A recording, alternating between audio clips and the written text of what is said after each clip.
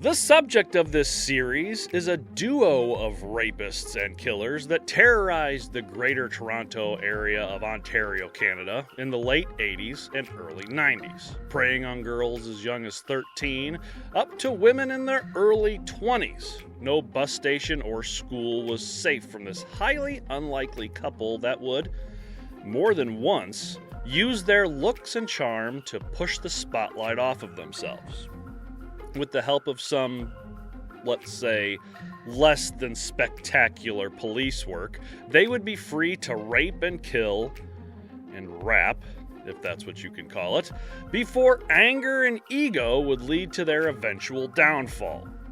With one known as the Scarborough rapist and the schoolgirl killer, and the other known as the Witch of Ontario, as a team, they will forever be known as, the papers would call them, the Ken and Barbie Thrill Killers.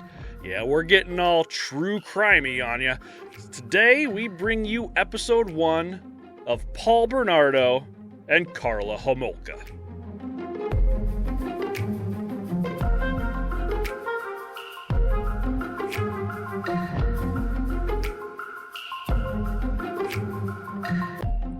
I'm Kevin Young. And I have nothing but smooth plastic where my genitals should be. Daniel Horgan. We are not sponsored by Hasbro or Mattel, whoever makes them. And this is Torture. I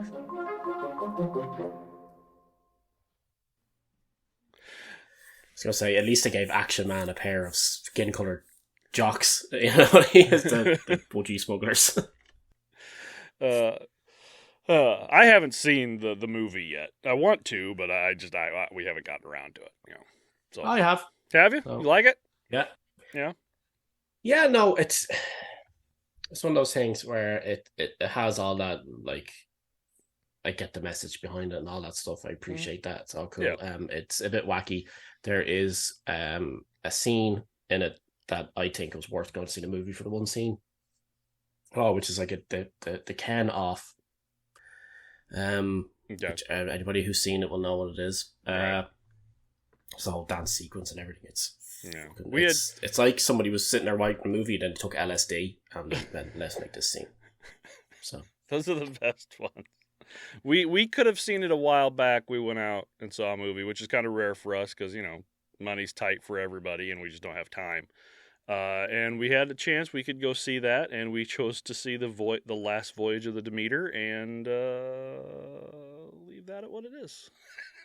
Yeah, not good, no. It's okay. It wasn't horrible. Wasn't great. I saw it once. That's all I need to see it. It was your typical Dracula movie. Nothing super scary. Okay. Yeah. Well, speaking of scary, I went to see The Nun 2 the other night. Mm-hmm. It was good. Better than the first one. Better than the first one? I enjoyed the first one. Yeah. The first one was okay. Did you see the first one? Yeah. I didn't find the nun scary in the first one. No, I didn't find it. There wasn't much to it. Like, it was like, oh wow, there's a nun walking around the halls, big fucking whoop. But this one, they actually show what she can do. Like, that's good. Well, yeah, and it's one of the better jump scares I've come across. It actually made me jump. With those movies, like the Conjuring movies and all that whole series, they're good with like the tense horror. You know, like you know something's gonna happen, and you could feel it in the air. You just have to wait for it.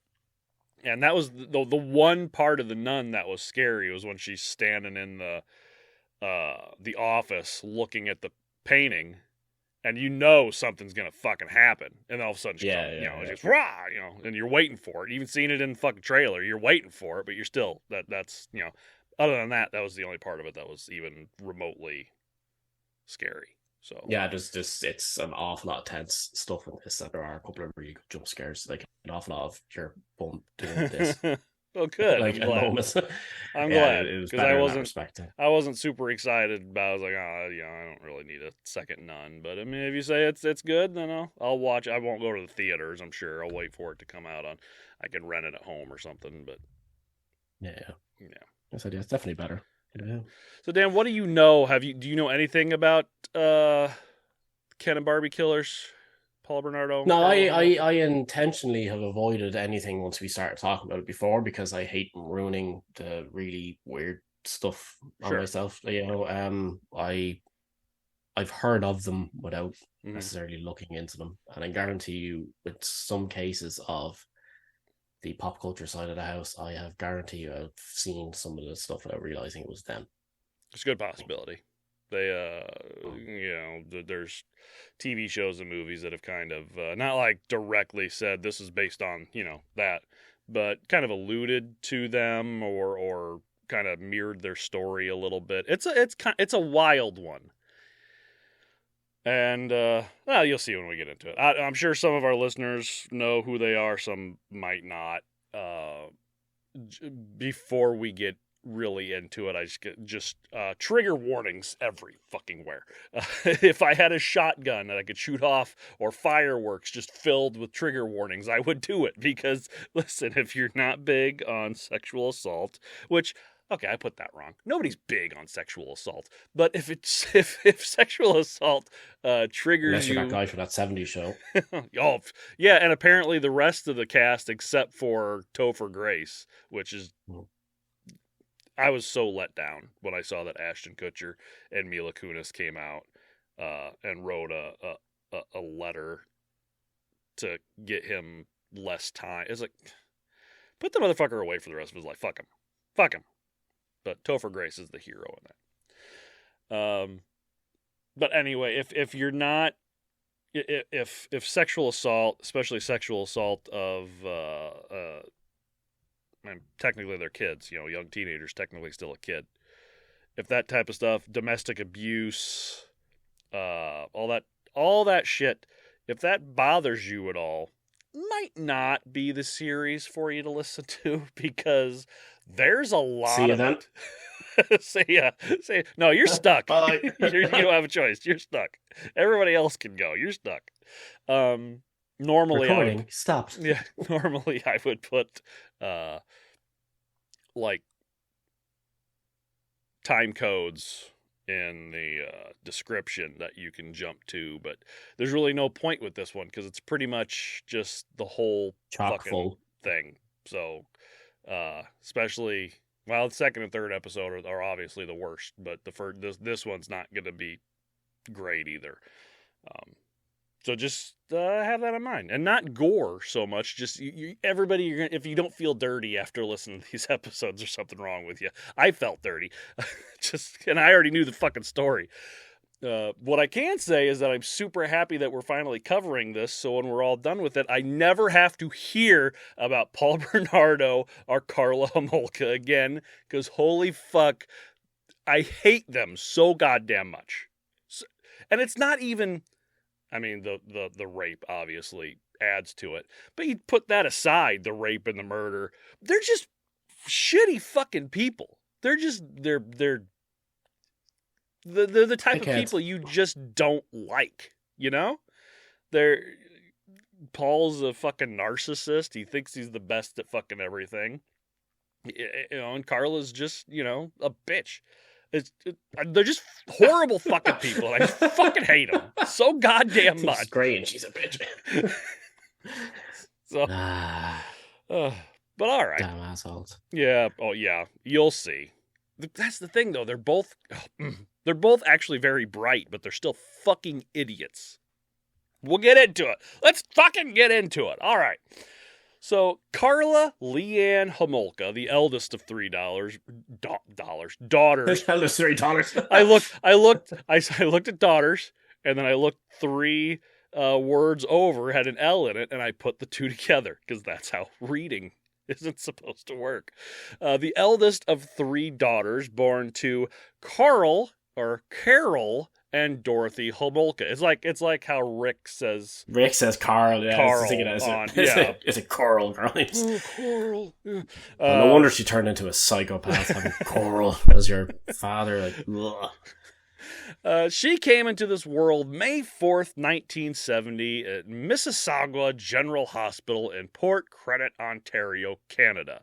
Her sister Lori, born a year later, and Tammy, poor Tammy, was born in 1975. Now, normally I wouldn't bother, going into, with the siblings, but in this case, it'll be important later. Now, the same year Tammy was born, they settled in St. Catharines, Ontario. Now, as a child, Karla was asthmatic and hospitalized frequently, but by all indications was bright, and as quoted in our primary reference material, Invisible Darkness by Stephen Williams, the book titles for this story are fucking ridiculous, by the way.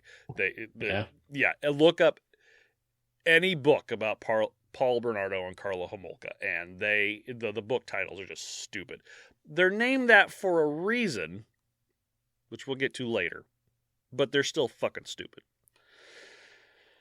Anyway, she was cute as a button. She talked early, walked early, and read early. In grade school, she was tested and scored a 131 IQ, which is just 1 point below Mensa level. So, again, she's bright. IQ does not necessarily mean great grades in school or common fucking sense. It doesn't. She ain't got them street smarts. No, she doesn't. She doesn't. She would forever be bad at math and science, which will possibly be the reason for tragedy later on. There we go. I had thought about doing, for people who are listening and not watching, Dan just changed his background to the computer animated version of Ken and Barbie. It's the first decent picture to come across. I specifically didn't do that because I don't really want to combine the two. I don't know if you watch wrestling. We're big wrestling fans over here, but one of my favorite wrestlers of all time just passed away a while ago, named Bray Wyatt, and that was his symbol. Oh. So that's my little homage to him. Anyway. Yeah, he was same age as me. Something like that. Yeah, he was young. So there's get into this real quick. You could technically say he died of COVID because he was out for a while, got COVID. It damaged his heart, like the lower chambers of his heart, and he was told to have a defibrillator on when he goes to sleep because his heart could stop. And he left it in the car instead of putting it on. Took a nap, and when they checked him, he was blue and cold. So, ouch. Yeah. Take your doctor's advice, kids. Anyway, so she was bad at math and science, but she did excel in English and language. So Karla's father, Karl, or Carol, or however you want to pronounce it, it's Karel, so technically it's Carol, but he immigrated to Canada in the 50s from Czechoslovakia, so it's however they would pronounce it. And he became a traveling salesman not long after settling in St. Catharines, selling lamps and lighting fixtures to furniture stores. She would later tell a therapist that she could never marry a man like her father, always away and never a steady paycheck. She was actually so fixated on her father's shortcomings that she grew to love Arthur Miller's Death of a Salesman. She and two friends acted out on a video the story for a high school project where she portrayed Willie Loman as Steve Martin and Dan Aykroyd characters in the SNL skit Wild and Crazy Guys. I've never seen that. You've seen Wild and Crazy Guys? I don't think I have, no. Really? SNL isn't really... I've seen loads of SNL skits, but it's not something that we have here, so... Oh, okay. When you get a I'd chance, have to intentionally go looking for it. when you get a chance, look up Wild and Crazy Guys on SNL. They're fucking great. Now, like most teenagers, she changed as she got older, less open to her parents, a darker sense of humor, rebellious, telling her father to fuck off or calling him a dumb check, becoming interested in the occult, wearing dark colors, that kind of shit. She told a friend once, quote, "You know what I'd like to do? Put dots all over somebody's body and take a knife and then play connect the dots and pour vinegar all over them." We've all been there. Yeah, I mean, we all get the intrusive thoughts. Jesus fucking Christ. She'd get boyfriends, have sex, even though she would claim that the boys she dated were nice to her and the sex was just sex. She would also say that she found them boring. You see, Karla, which for most men is the epitome of red flags, loved drama. Now, some people are going to be out there saying, no, she didn't. She just liked a guy to tell her what to do. It's like, no, Karla liked fucking drama. Deal with it. Only Karla apologists coming at me. Fuck her. So she didn't want somebody to be nice to her and give her what she wanted. She wanted a guy that would put her in her place to, be a, quote, real man. Yes, back of the hand, goddamn. She'll get it. Don't worry. She asked for it. She will get it. I know it's not something to really laugh at, but fuck Karla Homolka. Now, by the time she was in 12th grade at Sir Winston Churchill Secondary School, the largest in St. Catharines, she had all but quit school, only taking a few classes so she could work more. Karla had always loved animals, so she started working at the #1 pet center in Penn Center Mall, part-time the year earlier. When she started working more and took over a full-time spot, her friend Debbie took her part-time position. Now, this leads us to October of 1987, and the two were invited to a convention in Toronto for people involved in the pet industry at the Howard Johnson East Hotel in Scarborough. Very fancy, I'm told.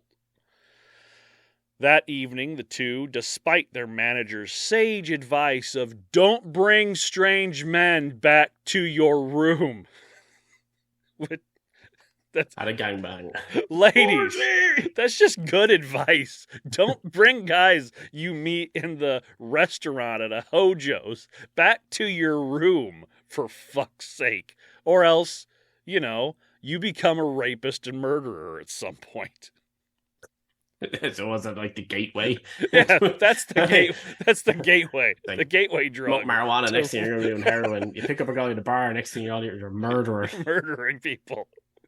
So even though she with that sage advice, they went down to the hotel and restaurant to look for some men anyway. Oh, why not? Yeah, sure. Fuck it. I mean, if you're She's just young, going down very there, single. Yeah, she's. And look, if you look at pictures of Karla Homolka from back then, she's blonde, she's beautiful, she's fairly intelligent, minus the common sense. So going down to meet a guy or just, see if you can get some free drinks or something, whatever.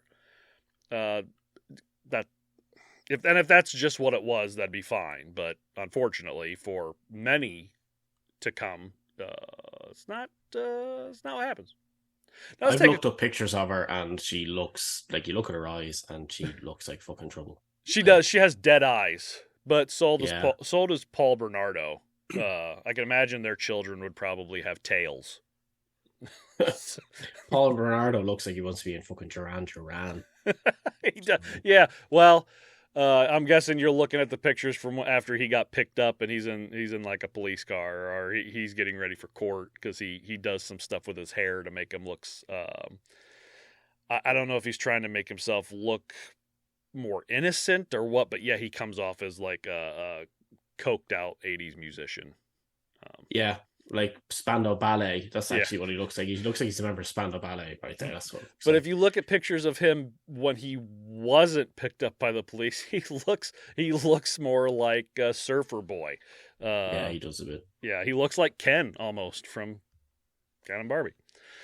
So let's take a quick turn from Karla for a minute So from a girl with a relatively stable and normal childhood to, as Monty Python would like to say, something completely different.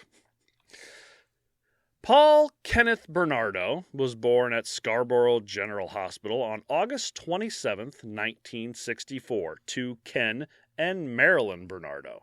Now, Marilyn cried out with horror at the sight of her newborn baby as he had a giant black mark Penis covering the entire left side of his head. Just throw it away! So close. I was so close with my guess there. I don't even think you heard me. Giant. You said he had a giant, and I said penis. No, it will get him in plenty of trouble, though. It was a transient blood clot that eventually faded away. After that, he was said to be, quote, the most beautiful child in the world. Blonde hair, blue eyes, bright white skin, and in all context, Paul Bernardo is a perfectly fine-looking individual. He's not like, except for the dead eyes, the blank stare, he's not like, I don't feel overly good-looking, but he's not super ugly. I think he's just a normal-looking guy, you know. He looks like every guy I'd ever imagine in like the 80s. Really, he looks like you know when you watch these, like when you watch these shows that where they do the recreations of like murders and kidnappings, all this stuff, and there's a bit set in the 80s, and there's always some guy kind of hanging around. He looks just like those guys. Yeah, he'd be like perfect TV extra. Yeah. Well, and not foreshadowing.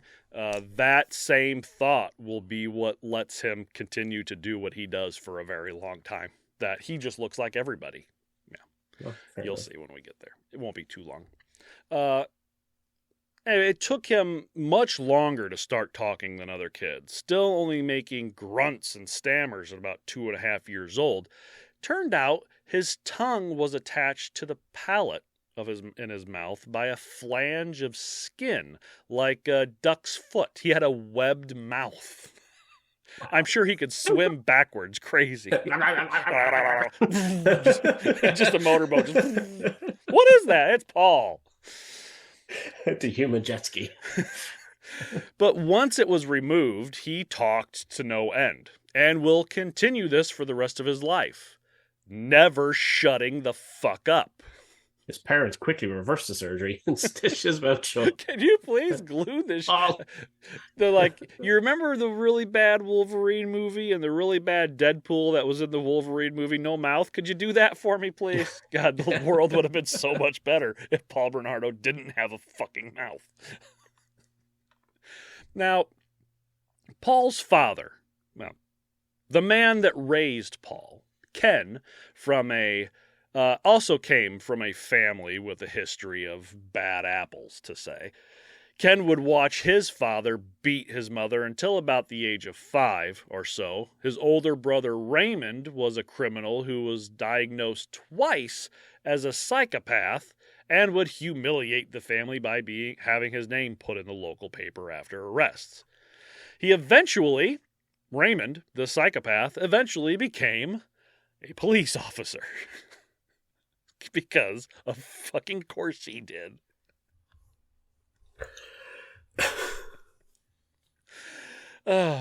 His grandfather also had his run-ins with the law and was known to beat his wife as well. Now, Ken and Marilyn married in the early 60s after Marilyn had to make the excruciating choice of being with Ken instead of a man named Bill, whom she really loved. All because Ken had graduated from Wilfrid Laurier University and Bill had not. And her father forbade her from marrying an uneducated man. I don't care if he beats the shit out of you. He's got a diploma. I mean, I was just thinking that. It's so fucking ridiculous. It's what it is. That's what I don't know. Yeah, it's starting to sound like as well, like the whole family. It's like the typical family cast in every slasher movie and stuff. Yeah, they're just all bad. Yeah. Now, Ken almost immediately started slapping Marilyn around. Their first child, David, came in 61, and their daughter, Debbie, in 62. Ken continued to beat up his wife. Now, also during this time, Ken took a job on the outskirts of Toronto and continued to study accounting, meaning he was absent, either physically or mentally, most of the time, or both. Now, you might think, well, Paul had to have gotten his bad traits from his father's side of the family. They were criminals and wife beaters, which is, a very astute observation. I mean, that's sensible to think, well, his dad did it, and his uncle did it, and God knows how many more people do it, so of course he's going to do it too. But there's a problem with that line of thinking, at least in this case. He wasn't college educated, therefore. Well, that's what it was. You see, the breaking point for Marilyn came on the same day Jack Kennedy was shot. Marilyn couldn't take the loneliness and abuse anymore and went to find refuge in the arms of Old Bill.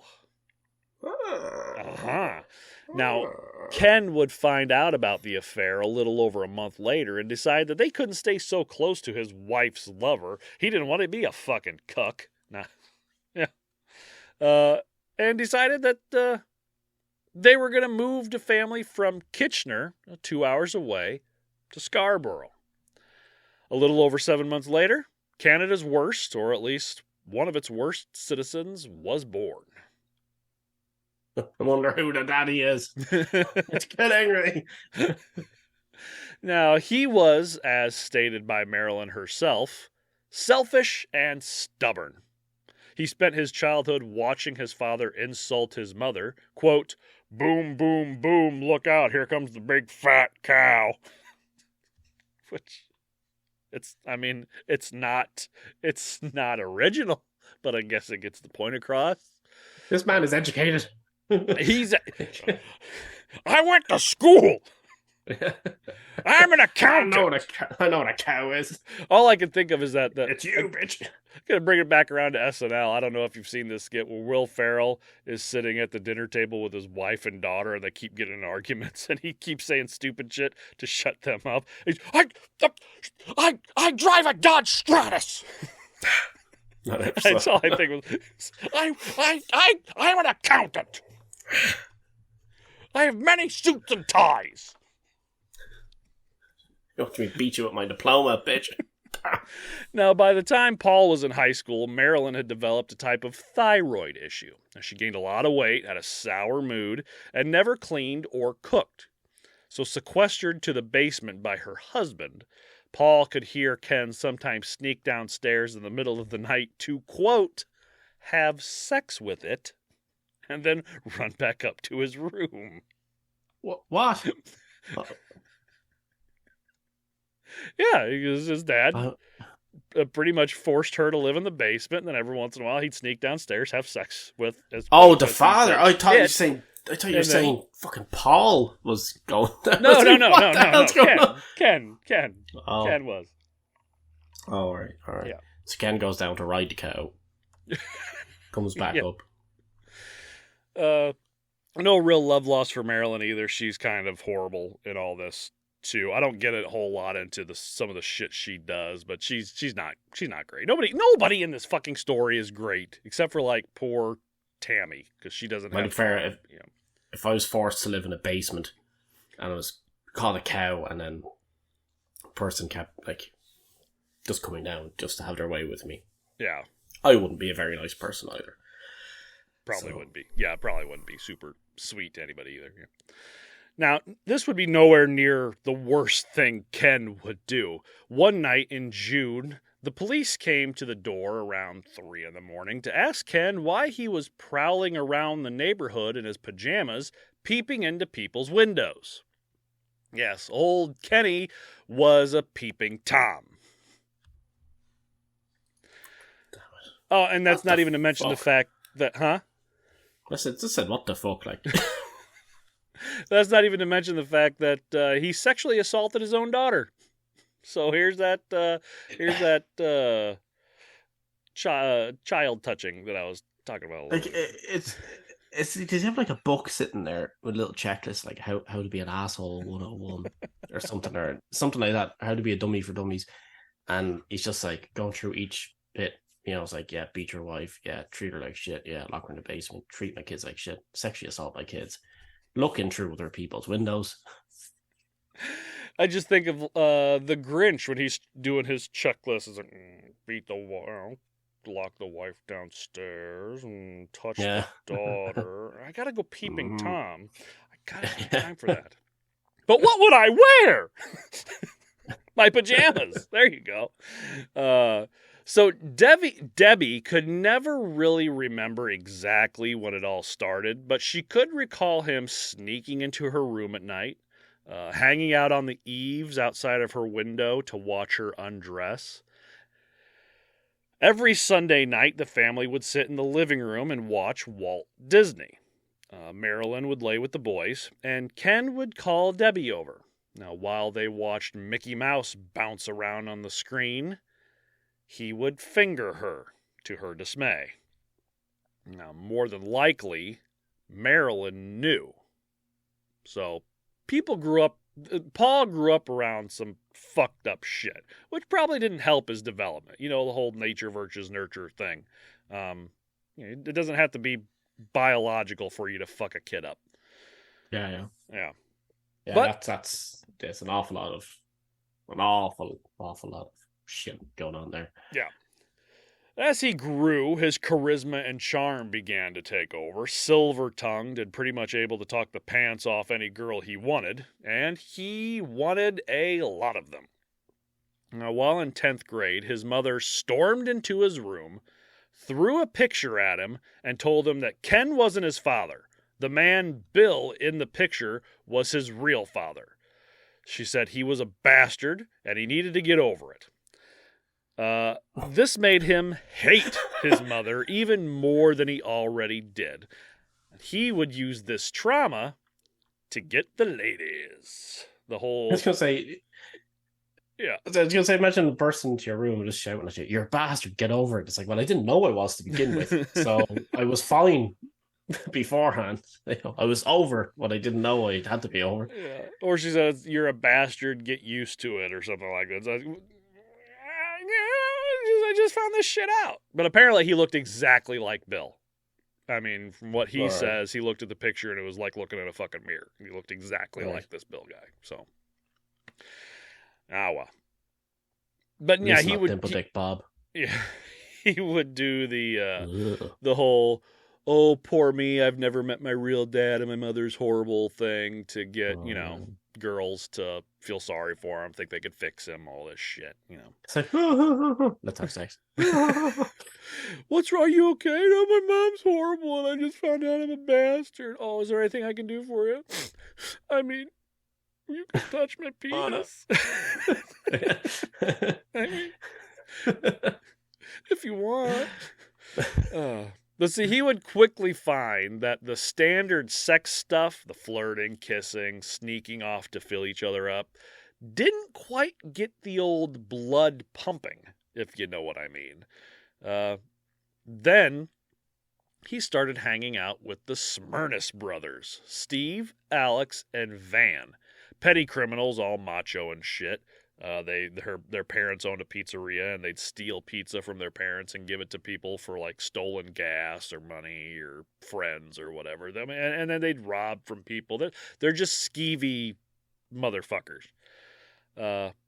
Paul's attitude towards women changed when he started hanging out with them. He began to fancy younger females. So... Trigger warning. Trigger warning. Yeah, everywhere. Like Jennifer Galligan, who was 15 when he was 22. And he that's wrong. Gross. And he would only have anal sex or receive fellatio from her. Now, this is something Paul will pretty much demand from most of the girls he has intercourse with. Not necessarily because he likes it, as far as the anal sex goes. Probably because they didn't like it, and they didn't want to do it. And that's what made him want it. Because he knew that he was forcing them to do something they didn't want to do. But, I don't know, he's got this charm. and he's able to get these women, women. If he wouldn't be able to get a woman to do anything, he's always going after the girls. So he's getting these girls to do that because children are easily manipulated. And by the time they're old enough to know better, they are stuck. That's kind of his MO. So Yeah. Sick motherfucker. Told you wouldn't like him. Well, yeah, of course I came into this episode thinking, what he talking? Paul and I are going to be buddies after this. He can't be near as bad as Kevin is making him out. I'm going to give him a fair shake. Letter. Yeah, so it was all a power thing for him. Sex between Jennifer and Paul was anything but sensual. He enjoyed hurting and humiliating her. She learned to cry out in pain at just the right moment to get him off. He's one of those motherfuckers. He liked to shove wine bottles into her, which is something he will do for a lot of the women going down the road. And some of the ones he rapes, he finds wood, blocks of wood, and puts up in there. Remnant of the rape of Nanking. Mm-hmm. Yeah. He didn't want to do that. Yeah, thank you. Now this went on for about style flashbacks. Just all you just have PTSD from having to listen to the rape of Nanking. Yeah. Now this went on for about 3 years, hitting her and insulting her. He loved to use rope or other type of ligature around her neck when he got her from behind, demanding that she, quote, arch her back, which is another thing that he says a lot to these girls that he attacks. I don't know. I think he thought that it hurt them or it got the right angle. I don't know, but he says this to a lot of them: arch your back. He would take very personal pictures of her and threaten to put them up on the bulletin board at her church. He also enjoyed cheating on her, like with Lenore Marcos, who ended up putting her fist through his stained glass window by his front door while Jennifer was there. They didn't know about each other. She's like coming home from the movies, and she's like, I'll swing by Paul's, and she sees somebody else's car there, and she walks up, she sees shoes there, so she's knocking on the door, nobody's answering, so she puts her hand through the fucking stained glass window. Just blood everywhere. Jesus. Yeah, it's pretty fucking metal. Now, Lenore was a woman he was going to university with. They took many of the same classes and both got to accounting. He, just like Ken, enrolled in the Institute of Chartered Accountants, and the two of them ended up getting jobs at Price Waterhouse. That was a decent job by any standard, about $28,000 a year then, which is about $64,000 a year now. It's not bad for a guy in his mid-20s, especially then. The only thing Paul loved as much as women was money, and movies and rap. But from the time he started high school, he was working some kind of part-time job, delivering newspapers, working security, waiting tables, distributing Amway for a while. A very 80s thing to do. He will distributing what? Amway. I don't know if you guys might not have Amway. It's a pyramid scheme, pretty much. You sell a product, but you're not really selling products. You're selling the opportunity to sell the product to other people. So they pay you for the opportunity to sell the product, and then you pay the person that you're going through, and so forth. So this isn't one of those pyramid schemes. This is the trapezoid. It's the LuLaRoe type thing with the leggings that they have, and Mary Kay. Pretty much, they're all the same. Yeah. Sell the product, and you can become a great rich entrepreneur. Yeah. Well, have these parties. Sell some product, but really sell the program to these people. That's how you make your money, is you sell the program so they can sell the product. And no product ever gets sold. It's everybody just buying the fucking program. Anyway, he will continue to seek out money until the ball drops on him a few years later, whether it be an upstanding occupation like accounting or other slightly less legal activities. Now, it came the fateful night, October 17th, 1987. Paul and Van Smyrnus were at the restaurant in the Howard Johnson's in Scarborough when a young blonde woman eating wings caught his eye. The two walked up to the table and introduced themselves. As Paul Bernardo met his future wife, Karla Homolka, the world could have completely stopped. Everything and everyone fell away. They sat and talked for an hour or so before Karla and Debbie asked Paul and Van to come back to their room to watch a movie. Now, with the four of them in the room, the movie on, Karla and Paul almost immediately started having sex with their friends in the room, on and off. Why not? For almost 4 hours. Like, that's just overkill. Come on. The ravages of youth. Yeah, I was going to say, these 10 minutes, people, then, Yeah, then you roll over and go to sleep. Nah. Just trying to show off. Well, he's one of these guys that even after he came, he's still super fucking horny because, right. Whatever. And she's just, she's a 17-year-old girl, so she can go, she has the endurance of a fucking, whatever. The next morning, they exchanged information and went their separate ways. But the next weekend, Paul drove to St. Catharines for a party at her house. They went to see Prince of Darkness, and then Karla took him to their basement and showed him her handcuffs. When she was in school, she'd have some handcuffs. She told everybody she wanted to be a cop. Obviously, she does not become a cop. But she had real handcuffs, and she'd carry them around, and she showed him her handcuffs. So he decided to put them on her, behind her back, and had her service him. If you get the drift.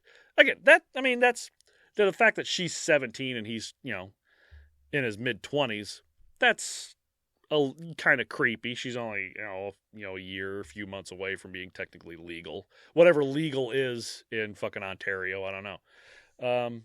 They might have that creepy Romeo and Juliet law that they had to make a whole point about pointing out in that Transformers movie that time, which was just fucking ridiculous.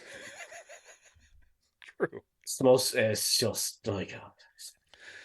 So even though Paul is kind of a piece of shit when it came with his other, girlfriends or conquests, so far, him and Karla, they're doing what two people who are going out do. They have kinky sex, whatever. But then it gets weird. Then it gets weird. He asks her. Weird. Now it's going to get weird. He asked her how she would feel if he was a rapist. And she said, that'd be cool.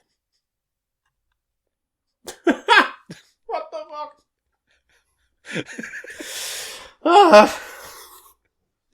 See, at this imagine point, sitting on a couch. Imagine I just have this image like myself and my wife watching TV or something in the afternoon.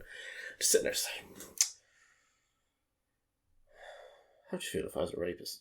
And it's just like, yeah, whatever you want to. That's neat. That's fine. You thinking about getting into that? Yeah. Another hobby? You picking up a hobby? Yeah, it's weird, isn't it? It's weird.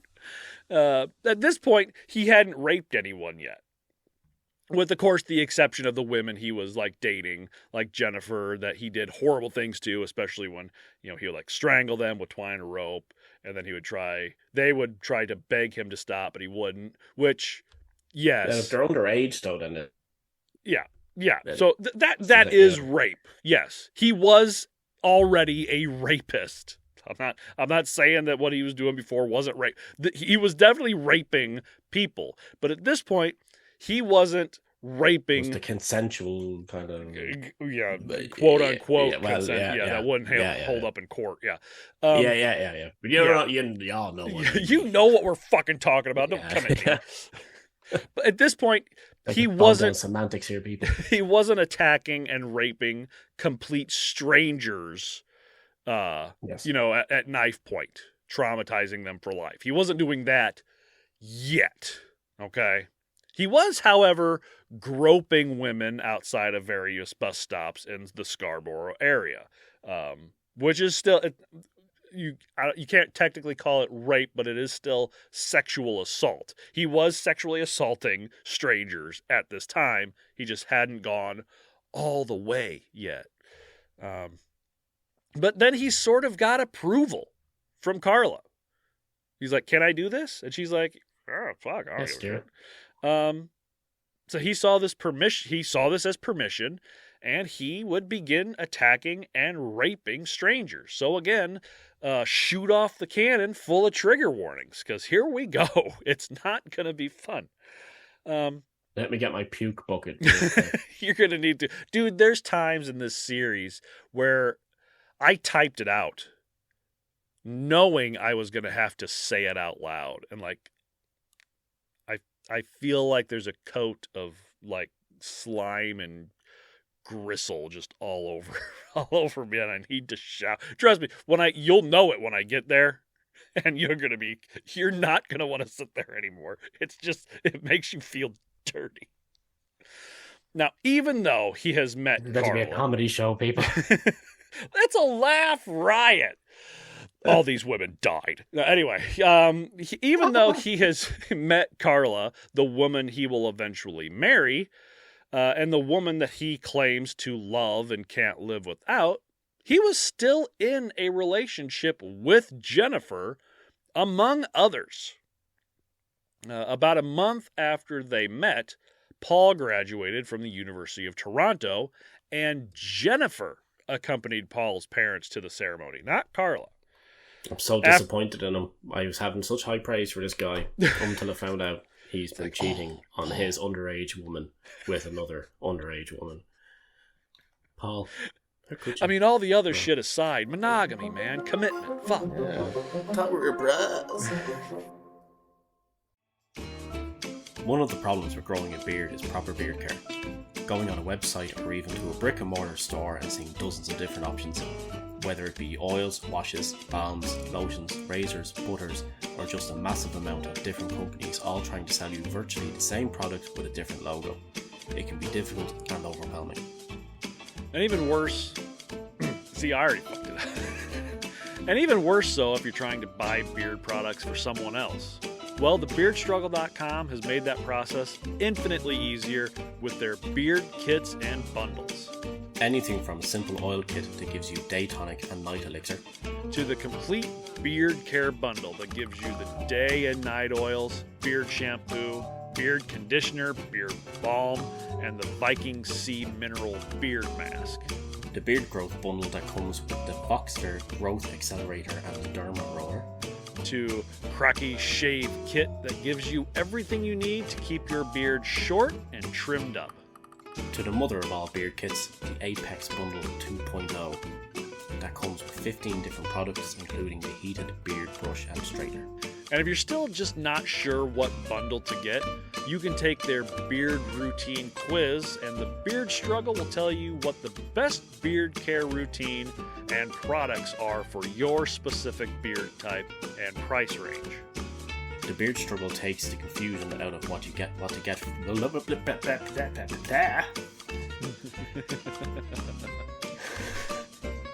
Anyway, the Beard Struggle takes the...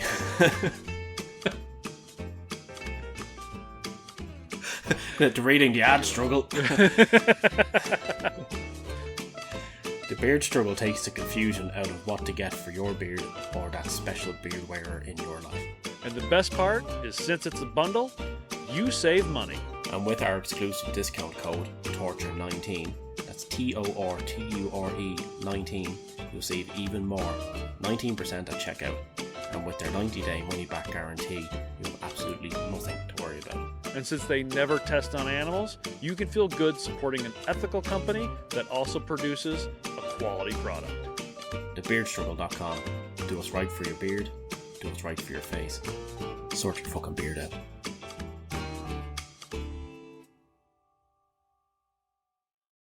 Now, after a few drinks, Paul started accusing Jennifer of cheating with other men, because that's what they do.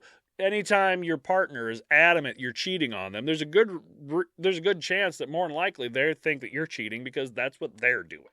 I mean, at least in my experience. She's like, okay, whatever, kind of brushed it aside. She knew this was just kind of how Paul acted. So she gave him her present.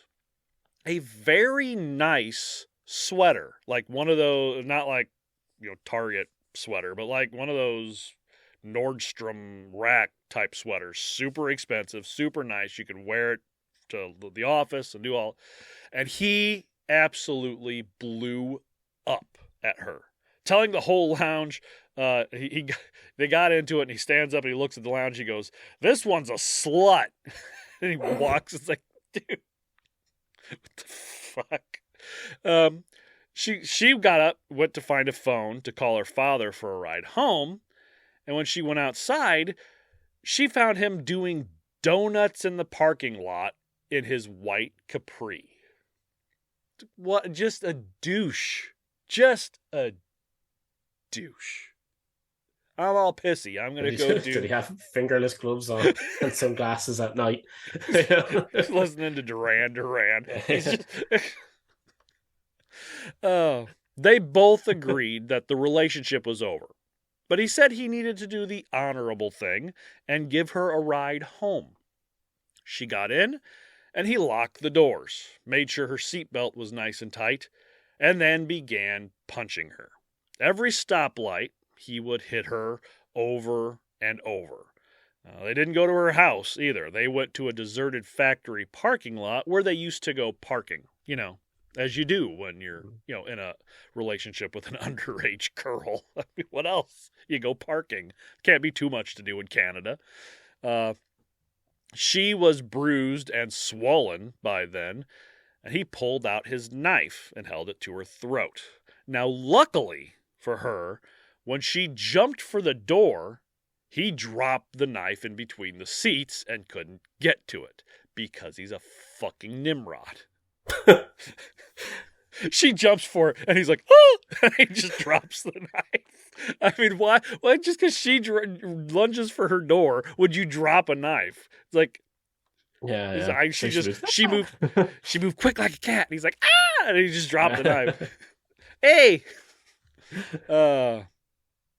Anyway, Jennifer ran into the woods and got away. Slasher, that would go, not but you know what I mean. I was gonna say it's gonna be like slasher killer style. That's a weird noise to make, Dan. Yeah, I was expecting it to be like like a slasher movie goes to chase her, chasing after her. And... he's running, he's casually strolling.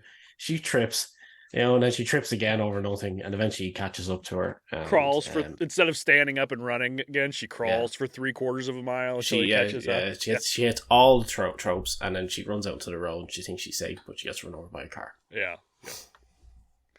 Done. And scene. No, that didn't happen. She had to get away. She gets away. She ruins the movie by just getting away. Sorry, Dan. Roll credits. It's going to be in the description. We find out Dan is a horrible person. No. Yeah, the killer that nearly was. And that's it. This would just be a mere setback for the person that Paul was going to become. So there's no real way of knowing who the first was, but we're pretty sure. It started December of 1987, just 2 months after Karla gave him, quote-unquote, permission. Libby Ketchum. When I was born. Oh, yeah? Ooh. I was already around. I had already been around for a while. So, yay. Libby Ketchum got off the bus on December 16th, around 10:30, in Scarborough. A small girl, 5'4", 105 pounds, only 15 years old. She walked down the road from the bus stop. Paul ran up behind her, put his gloved hand over her mouth, and pulled her in between two houses, and then pulled out his knife. You're going to find that most rapists are going to capture the girl, take them somewhere secluded, take them into the woods, take them into a car, into a house where nobody can hear them. No, Paul just grabs them and pulls them in between houses. Oh, okay. So, I mean, yeah, he's just like there, just like 30 feet off the road. Just there, raping a woman. Excuse me, does this rag smell like chloroform to you? Just like Ace Ventura when he jumps up on the back of the Dolphins player. He's just holding him chloroform over his mouth. Now, he's brazen. He's like, I'm just going to do this here. Nothing's going to happen. I'll be fine. He told her to be quiet if she wanted to live. He asked her name and age and what grade she was in. I just lost my place. Fuck. There we go. While he ripped off her pants and shoved his hand between her legs. So just a little conversation as you get felt up. She lied, said her name was Libby Taunton. Then he took a coaxial cable, the kind that, you hook into a TV, and he wrapped it around her neck. Now, he raped her vaginally and anally over the next hour and a half. Most rapes are just like quick. They attack you in some bushes or whatever. They get done what they need to get done and they take off. No, he takes his fucking time. I mean, he makes sure she's traumatized forever. And he would do this all while asking about her boyfriend, how old he was, if she did that type of stuff with him. Like, that's another thing. Of course she does. Yeah, well, she's a 15-year-old girl from Canada. 15-year-old girl from Canada, of course she does. Of course she goes down alleyways in between houses with coaxial cables and allows her boyfriend to do whatever the hell he wants. Yeah. For some reason... Bet her boyfriend wouldn't drop a knife between the damn chair seats in the car. I jump for the door. He holds it steady. This is something that he does a lot. He's interested in their boyfriends. Like, he wants to know their names. He wants to know how old they are. He wants to know, what they do together. If he's better than, he doesn't care if he's better or not. He forces them to say that he's better than their boyfriends. He's just such an insecure, narcissistic. There's some guy out there that he's getting one up on because he's not able to do it physically himself to get one up on any guy ever for anything. Yeah. He went look. Go ahead. I was going to say, sounds like such a fucking asshole. He is. I told you, you'd fucking hate him. Not even for the rape stuff. My opinion has changed massively in the last 40 whatever minutes. Yeah. Came into this with high hopes. Paul was going to be a good guy. We're covering him on a true crime podcast. It's like, oh, this is going to be a nice guy. He's going to go fine. I thought he was going to be the hero of the story. I thought he was going to catch the killer. Karla's the rapist and Paul's the hero. Yeah. Now, he went looking through her purse and found her ID and saw that she had lied about her name. So he made her pleasure him orally. Again, after anal sex, which is ass to mouth is gross. He made her... Rusty trumpet or trombone, whatever the hell that's thing is called. Clerks. Don't go ass to mouth. Why not ass to mouth? He made her tell him that she loved him and that she loved it and to wish it a Merry Christmas. If you know what I'm... What? He made her wish his penis a Merry Christmas. She's like, it's July, whatever. I know it's December, but still. Now, after he... What, like... Go ahead. What the fuck? Yeah, I'm just like, what the hell? He's so fucking weird, man. Now, after it's he... like, all right, God damn it.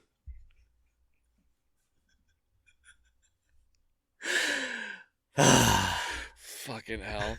Now, after he finished, he told her he wouldn't hurt her because she cooperated.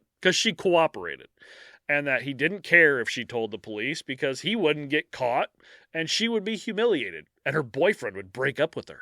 Like, you can't tell anybody, your boyfriend's not going to like you anymore. He's such a fucking third grader. God damn it, I want to punch him in the face. Then he made her give him oral again. Well, yeah. I'm not going to hurt you. I just assaulted you for the last hour and a half. Forced this upon you. I won't hurt you. Do it again. Do it again. Then he told her... Happy Hanukkah. Then he told her to get under a trailer and wait for at least 20 seconds.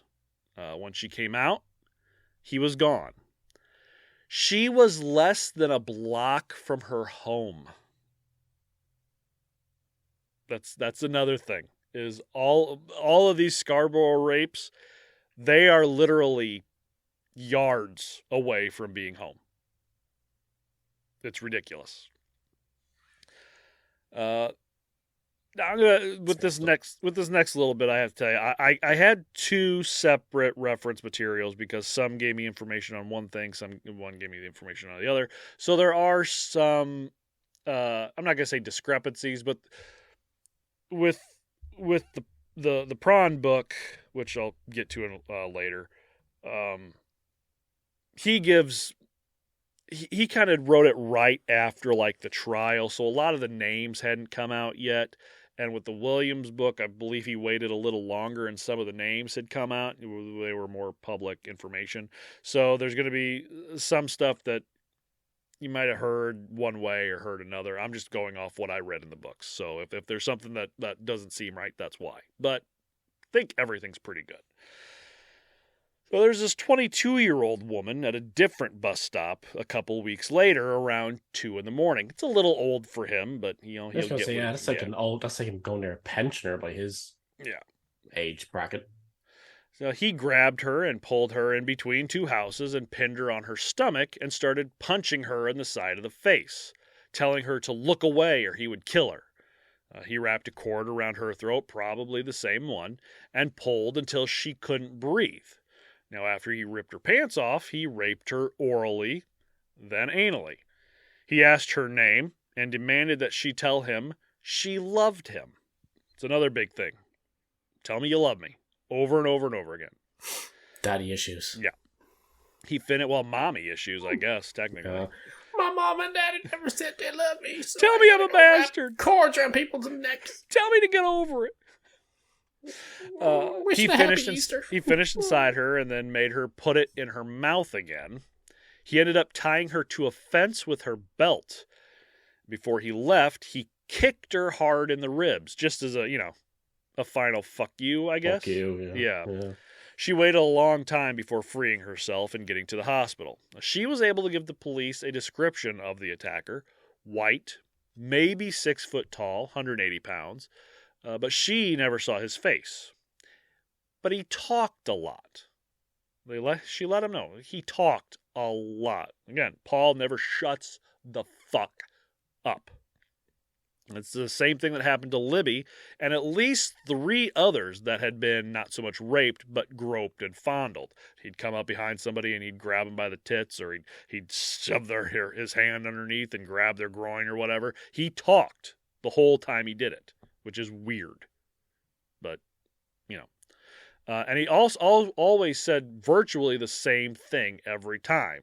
And he wanted to hear them say the same things. And it all occurred within a short radius of Scarborough's Guildwood Village. And this is where Detective Steve Irwin, not the crocodile hunter, before... Got there before me. Yeah. And the complete and utter incompetence of the Toronto Police Department will make their debut. I mean, again, I was talking to the wife about it, of all the stupid shit they do. And she's like, police are so... It's like, well, Dan made a good point once when we were talking about the incompetence of police departments, is if they were competent, we wouldn't have a podcast. So... True crime podcasts only exist because a lot of police officers don't know how to do their fucking job. And they will just... And the shit they will do will piss you off to no end. Trust me. They're too busy drinking their Tim Hortons and... Eating their their holes. Maple leaf donuts. Sucking on maple leaves and hacky sacking hockey pucks.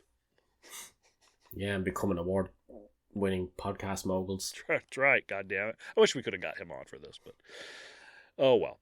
I'd give him a call now and just call him in and just be like, stick him on loudspeaker for a second and then hang up. Put him in loudspeaker and be like, Phil, why do the cops in Canada suck so much? And then hang up on him. What's your personal opinion on the police force in Canada there, Phil? Yeah, not too bad, eh? Now, they will go to the hospitals when these women are brought in and get as much information as they can. The problem is what they do with it. Now, in the book, Steve Williams talks at length about the cops that play a role in this story. Steve Irwin is one of them. He's a pretty big one, actually. But I'm not going to spend a lot of time talking about them. They do fuck up a lot, so that's all you really need to know. I will bring them into the story as needed. There will be a handful of them. Just know that every single one of them fucks something. I'm not saying some of them fuck up and then there's these couple that do a good job. No. Every single detective and officer in this story fucks something up. To the point where it makes a difference, a big difference. It's infuriating, and I can. So, if I'm listening to this correctly, what's happening here is you have a real life Dungeons and Dragons party in charge of a murder, assault, and rape investigation. Who can't identify the contents of a sandwich, for example? Yes, they're taking pigs been as there. pets. Done that. I know exactly how this is going to go. They are. They're just a Dungeons and Dragons group that completely rolls ones every time. It's horrible. While sitting in the police station, all you hear is just the dice roll noise. Like, God damn it! Be like, okay, I'm gonna roll to fill out this form. You roll a critical 1. God damn it. Okay, I'm gonna roll to write down I'm gonna roll to write down the date on the form. That's a critical 1. God damn it. Natural 1. Now, this brings us to Mary Booth. Now, just 2 days before Christmas, she got off the bus around 12:50 in the morning, and he grabbed her from behind and dragged her in between some houses. Just like Libby's vaginal rape, then anal, back and forth a few times. Then he went down on her, and he forced her to go down on him. He made her repeat things like, I'm a bitch, I'm a cunt, Merry Christmas, I love you, I'm doing this because I hate my boyfriend. The Merry Christmas thing and the I love you thing I think is validating for him. The Merry Christmas thing, I heard a theory on that, which I agree with, is that he's making them say things that they would hear from other people at various times throughout the year that would bring the trauma back. You have to tell somebody Merry Christmas trigger. is raping you. Yeah. So every time somebody says that to them, it's going to he's going to be in their mind. Yeah. So, like, how about that Red Sox? You know. Yeah. That's a very common phrase, apparently, according to TV and movies. Yeah, but nobody over here says, "How about them Red Sox?" It's usually Red Sox. Boston. I know. It's funny. It's always been one of those things that was on TV for ages, where it's like can't think of anything else to say. It's like to us it was like the American equivalent of how's the weather, which is what we do. How about that weather? Yeah, no, nobody here says, "How about them Red Sox?" Nobody cares about the fucking Red Sox unless you live in Boston.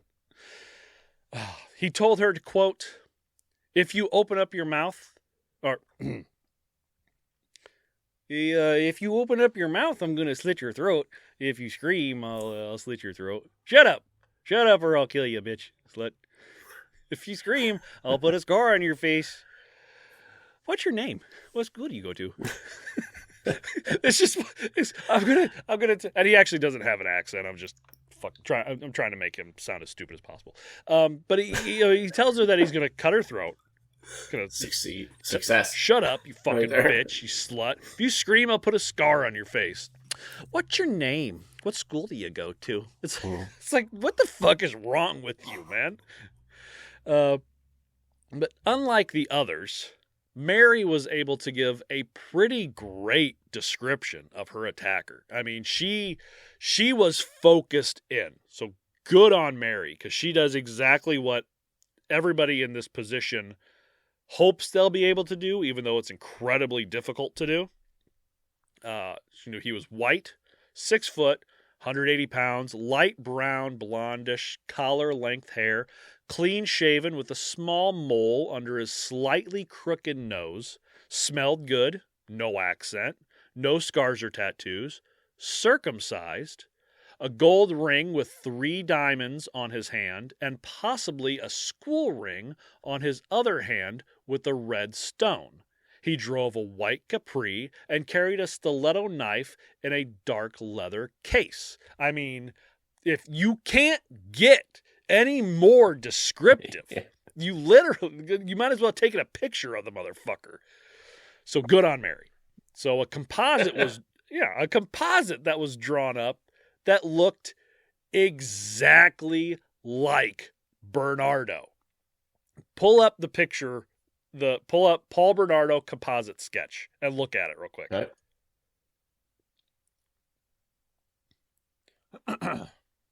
Will I get a drink?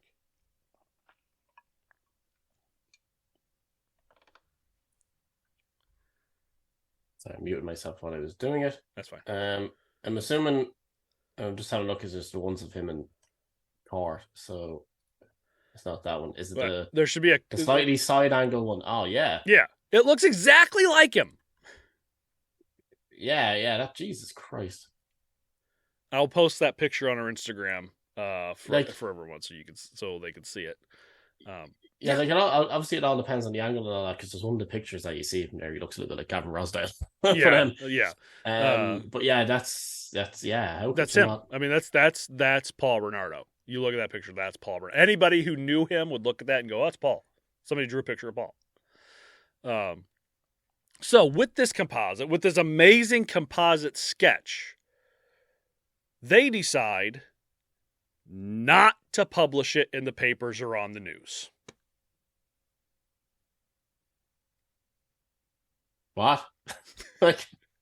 Because as I allude to what you had said before, they thought it looked too much like every other douchebag in the greater Toronto area, and that every mother, sister, and girlfriend would think that they knew the rapist. And this will happen more than once.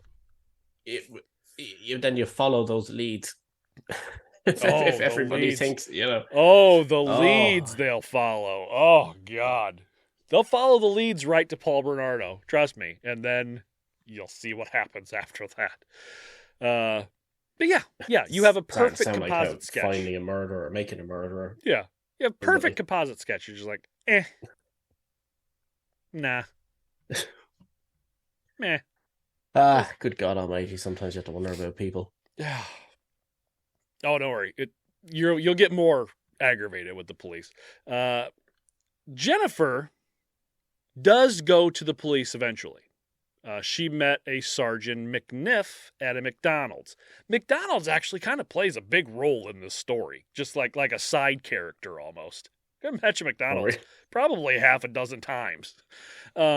Just after, and this is key, she met him just after New Year's, all right, and told him the whole story. Yeah. But she didn't want to press charges for the attack. She was too afraid that if she pressed charges and they went and picked him up and took him in and then he got out, he'd come after her, which is a valid fear. I get it. But she did want her money back. She had loaned him about $2,000, and she wanted that back. So it's like, I'm too afraid to press charges because what he might do to me. But a bitch doesn't give me my fucking money. I'm coming after him. I mean, $2,000 is $2,000. That's a decent chunk of change. Yeah, so. Especially back in 1987. I mean, I don't know what that would be worth now, but probably should have looked that up. Inflation calculator Canada. €2. You never know. Did they smell like maple syrup back then, or was that pre or post maple syrup application to the no? I think that's post. Yeah. Yeah, today that would be about almost $4,600. So a good chunk of change that somebody owed you. Now, unfortunately, Sergeant McNiff couldn't do anything about the money. Like, you loaned him the money. There's nothing we can do about it. But he did go back to the station and look up Paul in their files. And he found that Paul had been written up 3 times before, all involving Jennifer. 2 assaults against Jennifer in which no charges were filed, and once for, quote-unquote, mischief under which involved Jennifer and a woman named Lenore Marcos putting her hand through a stained glass window. But also, no charges were pressed. But he also noticed some similarities, like the fact that Paul drove a white Capri. He looked a lot like the description of the newly minted Scarborough rapist, all the way down to his gold ring. Yes. No, you can't. Nobody at home can see. Nobody's listening can see. But Dan's doing the Home Alone. Oh, look at his face. Oh, I can't believe shocks, it. The more facts I'm learning. So the good sergeant decided to write up a report, which is exactly what you should do. Write up a report. However, he dated it. He wrote it in French. January 5th, 1987. It was now January 5th, 1988. So it got misfiled. Dan, he just looks he's not even angry. He's just disappointed. I've made that mistake myself. Not in a rape investigation. No, I know. No. I've wrote the wrong date on a check. I've written the wrong date on a letter, maybe. But if exactly. I'm filing a rape investigation, I'm pretty sure I double check the calendar. That's the thing now. Like I have to write dates pretty much every single day, and it's a thing. Then when it hits the new year, it's always like at the start of this year, every date I was doing for the first month, it's like 2023. Yeah, you gotta train yourself to stop doing the 22 and start doing the 23. Yeah, but you're a fucking detective. You're a sergeant in the police department. You're a fucking moron by the sound of things. Like so far, like they're complete incompetent fucking assholes. They even managed to order the right thing at McDonald's when he went. It sounds, Well, he sat down with like a coffee. He didn't get any food. He went to McDonald's, didn't get any breakfast. Fucking idiot. You at least get a hash brown. Don't worry. It'll be okay. They'll do worse stuff to piss you off later. Look forward to it, though. Now, I can't and won't go over every single rape he committed or attempted. It would take too much time. I get that each woman has the right to have their story told, and if we had more time, and I wouldn't feel like, just throwing my computer into a river afterwards, I would, but I can't. I won't go over every single rape. It's too much. It's too much. But just know that from when the groping started in May of 87 to the possible last random rape, at least in this area, in May of 1990, he either raped or attempted to rape between 15 and 20 women, possibly more. So this wasn't like just a thing he did a couple times. He did it a lot. Paul didn't make it easy because he eventually started moving around. Police thought, only attacks that happened in and around Scarborough could count towards the Scarborough rapist. But Paul started branching out, hitting bus stops anywhere between Scarborough, where he lived, and St. Catharines, where Karla lived. So he's got a large swath of land that he's just picking off whenever he feels like it. He ran out of teenagers or some shit. Yeah. Now, through all this shit, Paul was still going over to Karla's house every Wednesday and on the weekends, where he was known as the Homolka's weekend son. The entire family absolutely loved Paul. That's something you see with a lot of psychopaths, sociopaths, narcissistic people. They have a way of turning on that charm to make people drop their guard and really love them. He was charming. He looked the part. He seemed to treat Karla well, especially in front of the family. He'd give her gifts, joke around with the family, show his ambition to have a better life for himself and Karla. That's a big thing when you show the parents that you want to give their child a better life. That really, that'll get them. Karla would write... He said better knife. He didn't say better life. He said he wanted to get her a better knife. And they just misheard him. He wanted to get one that doesn't slip out of the fingers quite so easily. Yeah. Well, you just imagine him sitting there, eating dinner with them, and somebody, gets up real quick, and he just drops all his fucking utensils. Like, fuck. Karla would write him notes and give him coupons to, quote, receive one cute little blonde 17-year-old girl to put on his knees between his legs to pleasure him as he's never been pleasured before. Okay. And he asked her to name his penis. Now, Dan, if you don't mind me getting a little personal, have you ever had somebody name your Johnson?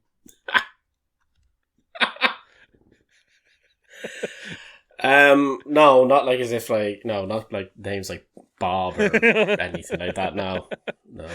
So from now, when we meet in person, we'll be like, Dan, Bob.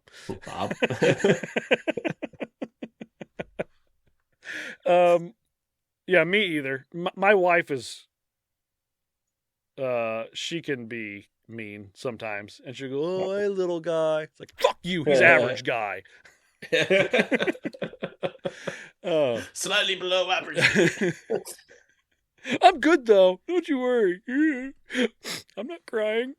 But yeah, he asked her to name his penis, which, whatever. So she decided to call it Snuffles. Oh. James Westfall and Dr. Kenneth knows more.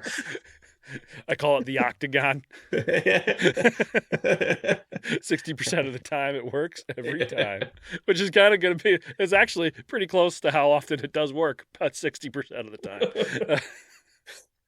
But yeah, I don't know if it's like Snuffleupagus from Sesame Street, because this was the late 80s. But yeah, she calls his dick Snuffles.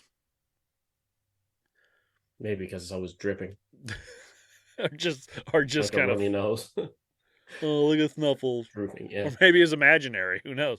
Now, Paul showed an odd, and some outside the family could say a disturbing, interest in Karla's 14-year-old sister, Tammy. But more on that later. Paul took... You'll like this. Paul took Karla to her... This you'll like. Paul took Karla to her senior prom. Her ex-boyfriend, the one that had ended up taking her virginity, was there. The fact that Karla wasn't a virgin really pissed Paul off. Like, this is one of those things, it's a point of contention between the two for a long time. Like, anytime Karla looks a little too happy, or anytime Paul's miffed about something doesn't go Paul's way, he makes Karla feel bad for not being a virgin when they met. It's like... Or shame. Yes, I know. How dare she have a life before you? Anyway, he decided that her ex, Doug, was paying a little too much attention to her. Now, here's another thing you need to know about Paul. He worked out quite a bit. He took some martial arts lessons. He took care of himself. He had a little bit of muscle and a little bit of skill and had no problem overpowering and intimidating women. But when it came to men, or in this case, high school boys, things didn't go quite his way. And remember, he's in his mid-20s at this point. So Paul decides to confront Doug and the other boys of Sir Winston Churchill Secondary School, and they don't take it too well. And Karla decides to hit a classmate with her purse, and when he hit Karla back, Paul stepped in and a brawl broke out. And these high school boys beat the fuck out of Paul Bernardo. They beat, and as it I believe in the book, it says verbatim, they beat the shit out of Paul. If any of you high school boys who are now grown-ass men happen to be listening to this podcast, thank you. Doug. Good work. Let us know. I wish you did a little bit more. But torturepod@gmail.com. Doug, if you're out there, email us, because we want to meet up and shake your hand. Did they kick Snuffles? Oh, God, I hope they broke Snuffles in half. But anyway. November of 1989, 15-year-old Carrie Gray called the police to report a rape. They took her in for a composite drawing of her attacker. She gave a description that was almost identical to the 2 others that had been given the previous year. They decided to give out the drawing and description internally to approximately 8,000 Metropolitan Toronto police personnel, but again, did not go public. So you have 3. I think they're still back in 1984, you see. That's the other thing. Like, hey, this hasn't even happened yet. The last time we checked our calendar was January 1984. So how could we have a crime in 1989 here, huh? At this point, you have 3 fucking composites drawn of him, and none of them are put out to the media. None of them. And they all look exactly the same. It's incompetent, is what it is. If they had if they just went to that McDonald's, then that's where everything seems to be getting sorted out. Just post the composite drawings at McDonald's. That's all you got to do. Let's go for a Big Mac, guys. We'll sort this shit out. The next month, Karla got a job as a health technician at the Marindale Animal Clinic. Now, consequently enough, Paul quit his job at Price Waterhouse and went back to an old job he had done for a little extra cash, running cigarettes over the United States border. Apparently, this is a big thing. I don't know if it still is, but I knew it was back in the early 2000s, so I imagine it probably still is now. But Canadians, or Americans who dare go into the vast land of Canada, will go over, buy a shit ton of Canadian cigarettes, pack them into their car, and then drive them over the border and resell them in America for, obviously a profit. And he made really good fucking money doing this. Really good money doing this. He also in the 80s. Yeah. Everyone smoked in the 80s. Oh, yeah. With a cigarette in your hand in the 80s. You were born with it. He was born with a dark mark over his face and a cigarette in his hand. And a broken penis. He also started a worm picking business with an old friend from Price Waterhouse. All I can think of is Dumb and Dumber. Worm. All I can think of is Dumb and Dumber. I got worms.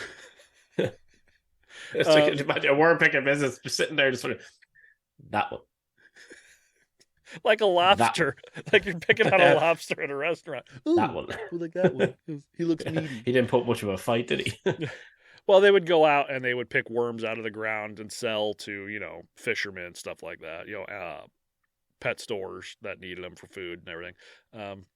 They went and got themselves a big van for all of it. And one day it was raining. How big were the worms? Well, they're those big Canadian night crawlers. They're fucking huge.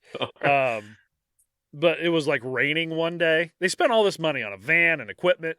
It was raining, and apparently you can't drive. I thought farming for worms was best in the rain because that's how you get a worm to come up is you put a stick in the ground and you like rub another stick on it to cause vibrations and they'd come up. So I figured the rain would be the perfect time, but I guess it was raining and they said they couldn't go pick worms, so he just quit.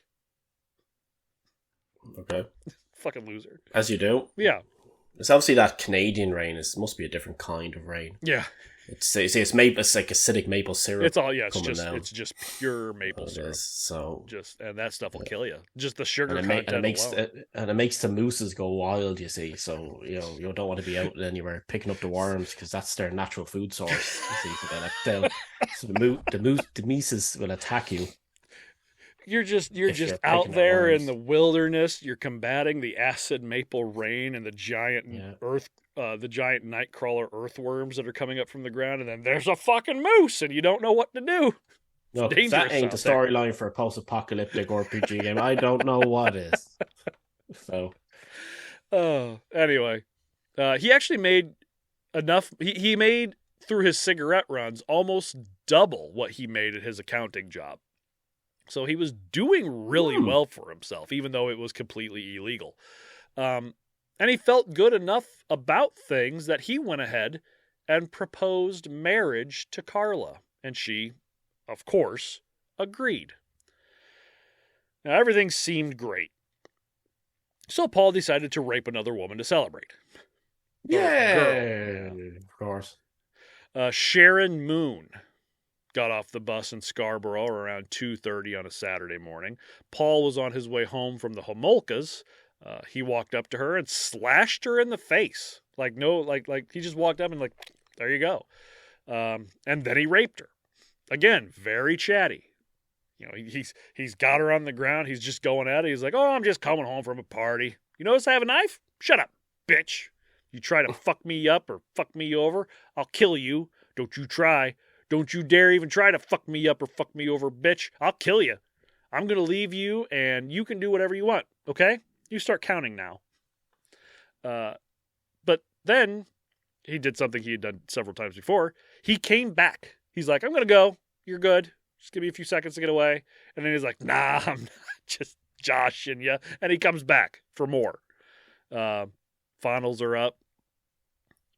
But then he does something he had never done before.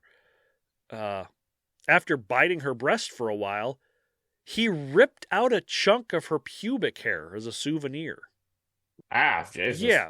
It's like, dude, I mean, the rape, come on, but don't be a fucking dick. What the? That's just that asshole move. Now, by this time, Paul had stopped worrying about being caught, which he wasn't super worried about in the first place.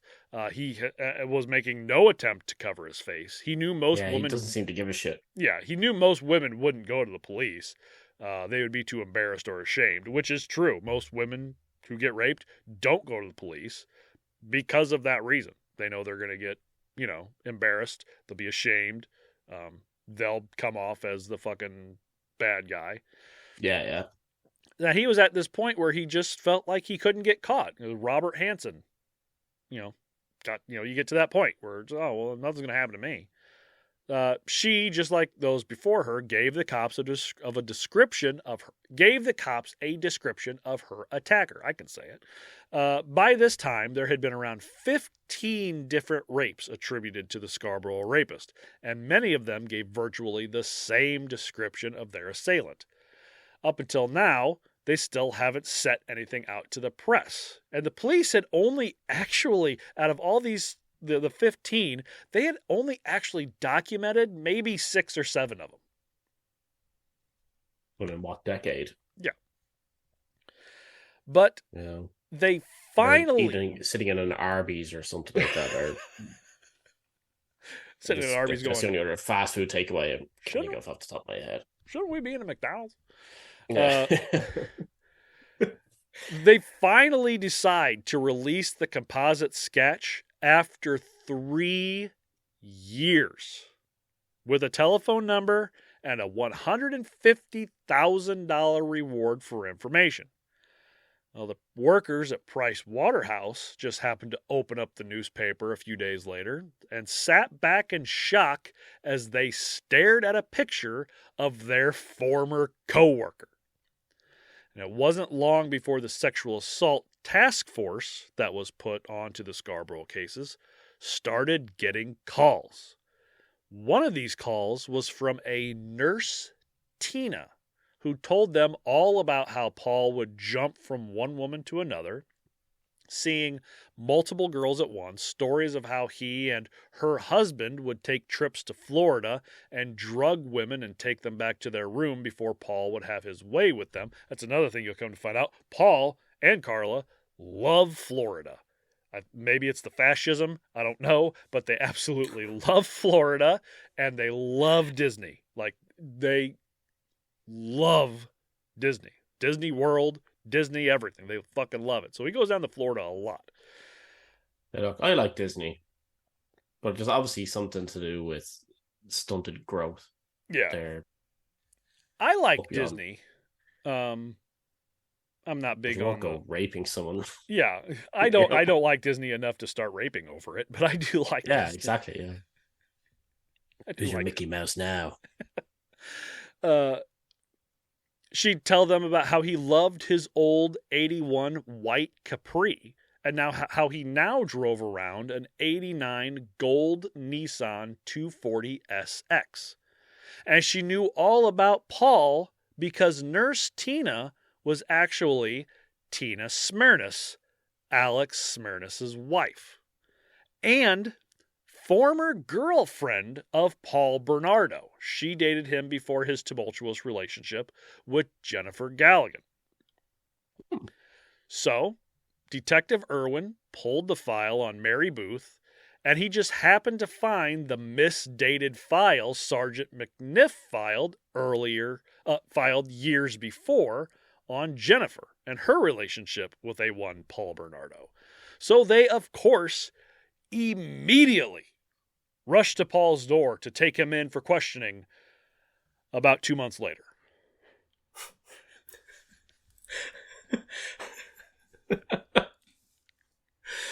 What the? Yeah, nothing happens when you want it to. Got distracted by a sandwich. That's what it was. He was just driving down the road. He's like, so many McDonald's. Again, this is going back to, not to go flogging a dead horse here or anything, but the whole concept of them being a D&D party in real life. Like, like what happened with us, in the sense that I had something that was supposed to be one episode that actually lasted like 8 sessions. Our entire campaign until it quit. Yeah, it was basically supposed to be only like 2 sessions. Yeah. So 2 sessions what was ended up being covered. And it's the same thing. It's kind of like oh hey, we have this clear trajectory in front of us which we can follow. All signs pointing this direction. Let's meander off here a little bit, pull a Skyrim on it, and just, fuck off for 17 years. Yeah. And then eventually come back to it. It's like, hey, what was I doing again? Oh yeah, that thing. Was it like, it's like turn on a game after not playing it for 6 months and you can't remember where you were. Yeah. It's like that happens to them as soon as they walk out of the office of the police station. Like, they just walk out into sunlight, like, can't remember what buttons do what. You go out there, the detectives are just jumping in place. I'm glad you found did me. Did he just punch that hooker? Yeah. Paul ended up going to the station around 4 p.m. on November 19th, 1990, and it is there where we will pick up in part 2 of Paul Bernardo and Karla Homolka. Fucking hate this Paul guy. Like, kind of want to make that. I kind of want to make that last sentence more dramatic, but oh well, I already did. Go on, do it. Do it. The Patreons can have the original unedited version of it. Yeah. Paul ended up going to the station around 4 p.m. November 19th, 1990, and that's where we'll pick up for part 2 of Paul Bernardo and Karla Homolka. There you go. Oh, fuck. Anyway, thank you to our patrons, Inquisitor Willow Quinn Fowler, Inquisitor Giovanni, who recently received our free gift for subscribing to our Inquisitor tier for 3 consecutive months, which you can see on our Instagram. 3 months. He subscribed for 3 months. And our Torture Noom at X Sinister 26. Thank you guys so much. If you like for us to read an email of yours or a DM, get a hold of us, torturepod@gmail.com, or social medias at torturepod. You can go rate and review us wherever you listen. If you can, head over to our YouTube page. We got a bunch of shit on there. Donate to the show on our link tree, which is on our socials. Buy us coffee at buymeacoffee.com/torturepod. Or just come to our Patreon, patreon.com/torturepod, where you can still get that free 7 days of our cult leader tier. And you can always buy our merch at redbubble.com/people/torturepod. Dan, do you have any words of wisdom for this episode? Yes, don't let your significant other name your penis. Always check your dates, people. Especially you police officers. Yes. I want some of you guys to keep being pathetic at your jobs because it keeps us entertained, but step it up a little bit. Not too much. Yeah. Just a little bit. Yeah, enough to keep us interested. Yeah. Or us interesting, even. just enough to where we can still make fun of you for being horrible, but not so much where people die. Since this is a 3-episode series, we will do like we did with the Nanking series, and we will go 3 weeks in a row. So you won't have to do a whole 6-week thing. So it'll be, this week is this episode, next week we'll have episode 2, and the week after that we'll have episode 3. So you don't have to get, 6 weeks of fucking Paul Bernardo and Karla Homolka, who are just the worst. But yeah, that's all we got. So take care of yourselves, take care of one another, and we'll see you. Goodbye.